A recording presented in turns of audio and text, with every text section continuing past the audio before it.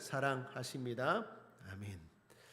주님이 우리를 사랑하는 줄 믿습니다. 오늘 잠언 7장 말씀을 가지고 소홀히가 아니라 소중히, 소홀히가 아니라 소중히라는 제목으로 하나님 말씀 나누겠습니다. 세계적으로 유명한 양념 가운데 간장과 된장이 있습니다. 그런데 이것이 세계적으로는 소유 또는 미소로 알려져 있습니다. 이유는 일본 때문입니다. 우리 것인데 일본 사람들이 마치 자기 것들인 양 세계적으로 소유해서 원래는 간장, 된장이 맞는데 일본 말로 외국 사람들도 소유, 미소로 알고 있다라는 것입니다. 억울하죠? 우리 건데. 이것만이 아닙니다. 두부도 원래 우리 겁니다. 그런데 일본으로 건너가서 일본 사람들이 도후라고 해서 유럽 사람들이나 남미 사람들이나 미국 사람들도 두부로 알고 있는 것이 아니라 도후로 알고 있다고 합니다. 불고기도 마찬가지입니다. 불고기 우리가 만든 거 아닙니까? 그런데 야키니쿠, 일본 말로 그게 전 세계적으로 사람들이 알고 있다라는 것입니다. 억울하죠?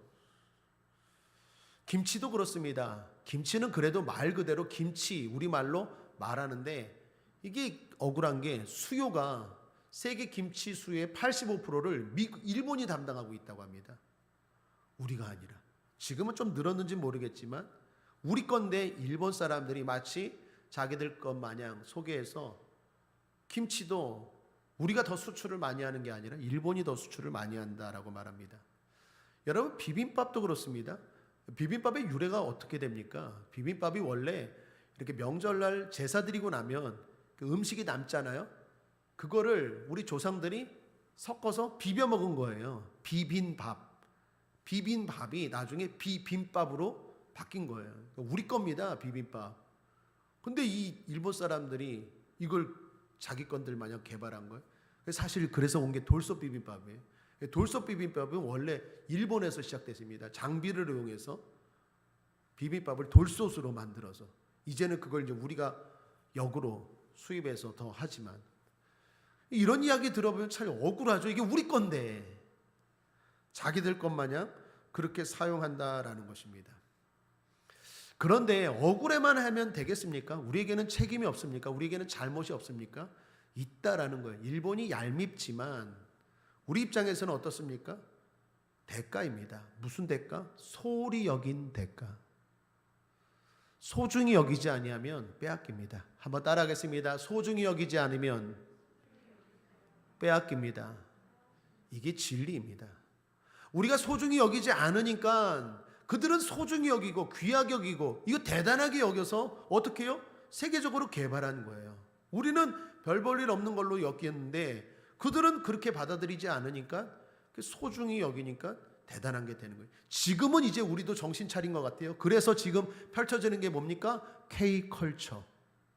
이제 우리는 우리 걸 소중히 여겼어요. 옛날에는 세계화라고 말하면서 세계화라는 것이 말이 세계화지 우리 거는 별 볼 일 없는 걸로 여기고 세계적인 것들만 외국 것만 좋은 걸로 여기는 게 세계화인데 그런 세계화가 아니라 이제는 우리 거가 좋은 거야.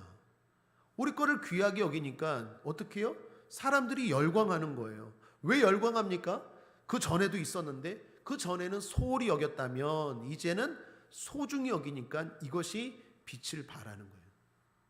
사랑하는 여러분, 소홀히 여기면 빼앗깁니다. 성경에 야곱이라는 사람이 있습니다. 형 에서에게 축복과 장자권을 하나님이 주셨습니다. 그런데 에서가 야곱에게 빼앗깁니다. 빼앗은 야곱도 문제지만 에서가 왜 빼앗겼습니까? 성경이 뭐라고 말하는지 잘 들어보십시오.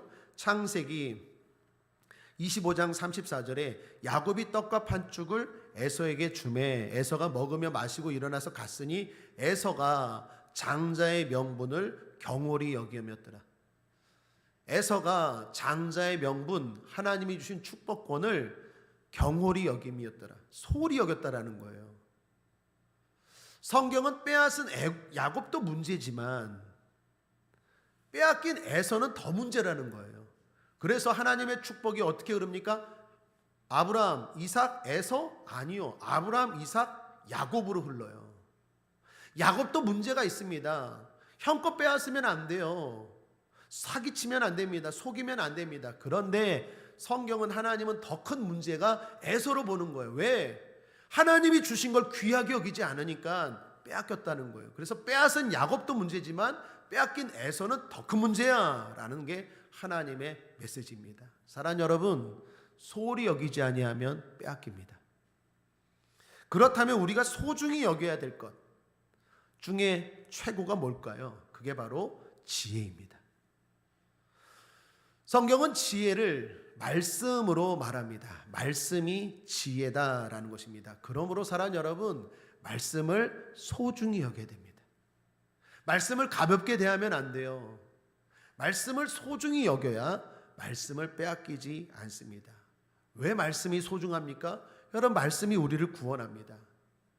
믿음이 언제 생깁니까? 말씀을 들을 때 생깁니다. 말씀을 들을 때 믿음이 생기고 그 믿음이 우리를 구원합니다. 들음은 그리스도의 말씀이요, 그 말씀으로 말미암아 믿음이 생기고 그 구원이 이루어집니다. 그러므로 말씀이 우리를 구원합니다. 뿐만 아니라 어려운 상황 가운데 말씀이 우리를 건집니다. 시편 107편 20절에 저가 하나님이 그 말씀을 보내어 저희를 고치사 위경에서 건지시는도다. 하나님이 우리를 도우실 때 어떻게 한다고요? 말씀을 보내주세요. 여러분이 위험한 처지, 어려운 상황에 있습니까? 하나님이 우리를 도와주세요. 어떻게? 말씀을 보내신대요. 말씀을 보내세요. 말씀을 듣게 하시고 그 말씀을 통해서 깨닫게 하시고 그 말씀을 통해서 힘을 얻게 하시고 그 말씀을 통해서 나를 위경에서 건져주시는 거예요. 말씀이 하나님의 방법입니다. 축복도 마찬가지입니다. 하나님이 어떻게 우리를 축복하십니까? 말씀입니다. 태초에 하나님이 아담을 축복하십니다. 어떻게? 말씀으로. 생육하고 번성하라 말씀을 주시잖아요. 우리가 주일 낮 예배 때 노아 이야기 나눴죠. 노아에게도 하나님이 어떻게 복을 주십니까? 말씀하시잖아요. 생육하고 번성하라. 그러니까 하나님이 우리에게 말씀을 주시는 거예요. 말씀을 주실 때 우리가 그 말씀을 붙들고 복을 받는 것입니다. 우리가 온전하게 되고 치료되는 것도 마찬가지입니다. 히브리서 4장 12절에 하나님의 말씀은 살았고 운동력이 있어 좌우의 날선 어떤 것보다도 예리하여 혼과 영과 및 관절과 골수를 찔러 쪼개기까지 하며 또 마음의 생각과 뜻을 감찰하나니. 하나님이 우리를 건강하게 하고 온전케 하는 것, 우리의 영과 혼과 골수를 온전케 하고 치료하는 것도 말씀입니다. 말씀을 통해서 우리를 온전케 하고 또 치료하신다라는 것입니다. 그러므로 말씀을 소중히 여겨야 됩니다. 말씀을 지켜야 합니다. 그렇다면 말씀을 소중히 여기고 지킨다는 것은 구체적으로 뭡니까? 가까이 하는 것입니다. 한번 따라하겠습니다. 말씀을 가까이 하겠습니다. 오늘 성경은 이렇게 말합니다. 2절을 보시면 내 명령을 지켜서 살며 내 법을 내 눈동자처럼 지키라. 무슨 말입니까? 눈동자처럼 가까이 하라는 거예요. 4절도 보십시오. 지혜에게 너는 내 누이라 하며 명철에게 너는 내 친족이라 하라. 내 누이, 내 친족이 말하는 게 뭡니까? 가깝다는 거예요. 그러니까 말씀을 가까이 하라는 것입니다. 그것이 말씀을 지키는 것입니다. 자, 말씀을 가까이 하면 어떻게 되는데요? 5절입니다. 함께 읽어보죠. 시작. 그리하면 이것이 말씀이 너를 지켜서 음료에게 말로 호리는 이방 계집에게 빠지지 않게 하리라. 사실 잠언 7장은 음란과 관련된 말씀인 것처럼 보이지만 영적으로 보면 이 영적 전쟁에 대한 말씀입니다. 성경에서 이방 계집, 음녀는요 마귀를 상징합니다. 마귀. 내가 말씀을 가까이 하면 말씀이 어떻게 해요? 나를 지켜서 마귀에게서 보호한다는 것입니다. 마귀가 어떤 존재인데요? 성경은 말합니다. 도적질하고 죽이고 멸망시키는 것이 마귀라고 말합니다. 우리에게 주신 하나님의 선물들을 빼앗으려고 합니다. 아담과 하와가 태초에 에덴 동산을 빼앗겼습니다. 왜요? 마귀의 유혹에 넘어가서. 그 이후로도 마귀는 끊임없이 하나님이 주신 우리에게 축복을 빼앗으려고 합니다. 예수님이 나타나신 일이 뭡니까? 예수님이 이 땅에 오신 목적이 뭡니까? 요한일서 4장 8절에 마귀의 일을 멸하기 위해서 왔다라고 말합니다. 마귀입니다. 내가 말씀을 가까이 할 때 말씀이 나를 지킵니다. 앞에 6장에서도 동일한 말씀이 있었습니다. 6장 24절에 보면 이것이 너를 지켜서 악한 계집에게 이방 계집의 혀로 호리는 말에 빠지지 않게 하리라. 거기서도 똑같이 말합니다. 내가 말씀을 가까이 하고 말씀을 붙들면 말씀이 나를 마귀에게서 지켜준다라는 것입니다. 그러므로 오늘 우리가 읽은 잠언 7장의 메시지는 명확합니다. 말씀을 소중히 여기라, 가까이 하라. 그리하면 말씀이 너를 마귀에게서 지켜줄 것이다. 그리고 6절부터 그리고 끝까지는요, 그 말씀에 대한, 오늘 그 메시지에 대한 예화입니다. 예화. 말씀을 가까이 하지 않으면 마귀의 공격에 넘어간다라는 것입니다. 마귀가 우리의 삶에 배회합니다. 그리고 우리를 공격합니다. 영적 싸움이 날마다 벌어집니다. 여러분, 우리가 날마다 알든 모르든 피가 적혈구, 백혈구가 있죠. 세균이 막 공격하는데 그거와 피가 싸워서 죽는 게 백혈구 아닙니까? 우리는 느끼지 못하지만 끊임없이 우리 몸에 이 싸움이 벌어지고 있어요. 세균 싸움. 내 몸의 면역력이 약하면 어떻게 해요? 감기 걸리는 거고 질병에 걸리는 거고 감염되는 거예요. 근데 내가 내 피가 건강해서 싸워 이기면 아무리 공격해도 건강한 거예요. 내가 느끼든 느끼지 못하던 싸움이 있는 것처럼 영적인 세계도 마찬가지입니다. 보이지 않지만 늘 싸움이 있다라는 것입니다. 이기는 방법은 말씀입니다. 말씀을 붙들고 마귀를 물리쳐야 됩니다. 그렇지 않으면 질 수밖에 없습니다. 그러면 그 마귀는 어떤 존재입니까? 6절부터 그 이하에 보면 세 가지로 나눌 수 있는데, 첫째로 마귀는 간교합니다. 한번 따라할까요? 마귀는 간교합니다. 10절을 보십시오. 그때에 기생의 옷을 입은 간교한 계집이 그를 맞으니. 옷이에요, 옷. 옷은 변장입니다. 마귀는 변장의 달인입니다.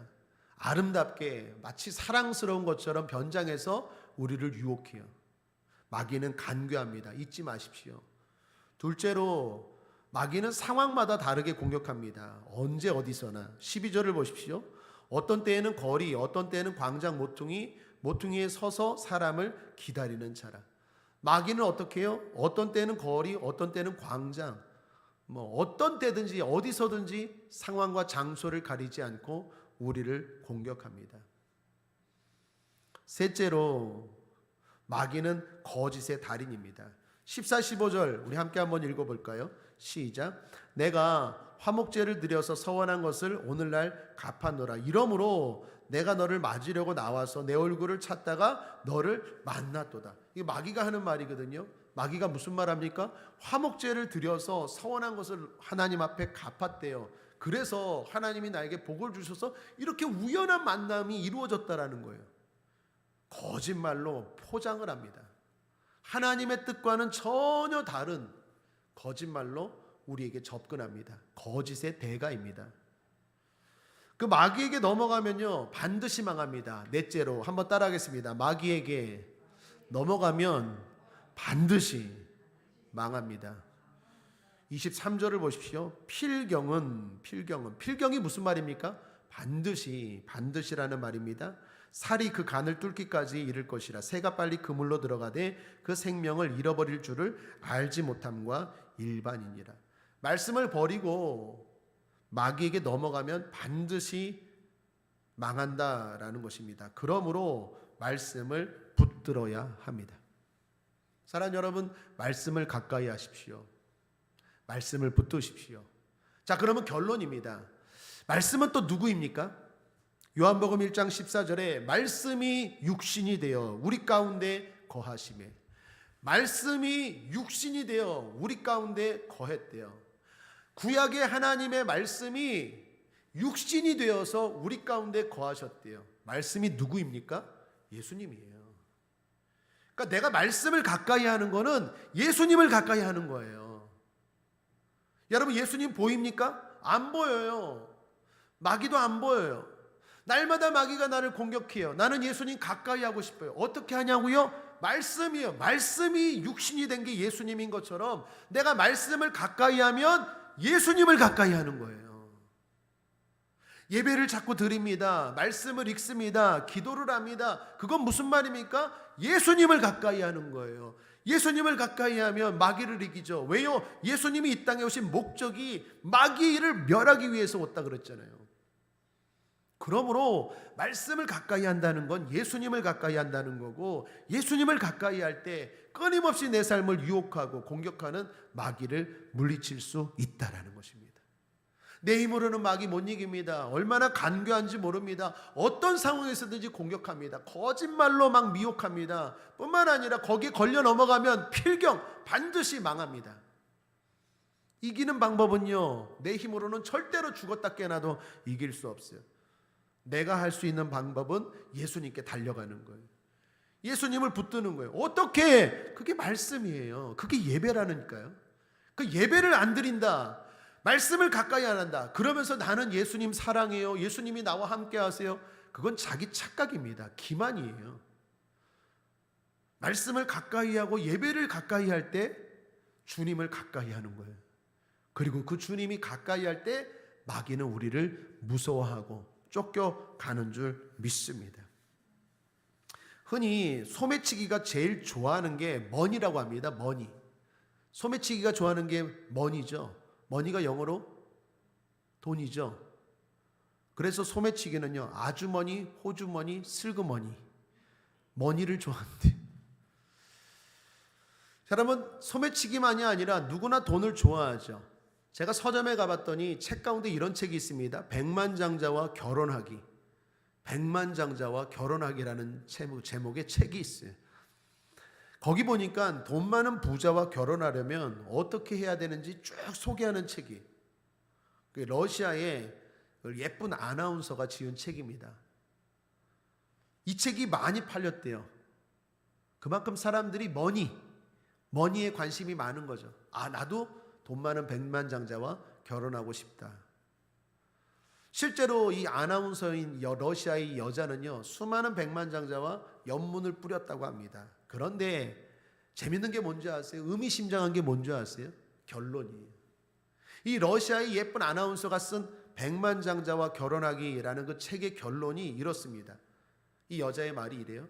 백만장자와 결혼하려면 미소와 유머가 필요하지만 행복해지려면 중산층과 결혼하라. 이게 이 여인의 결론이었어요.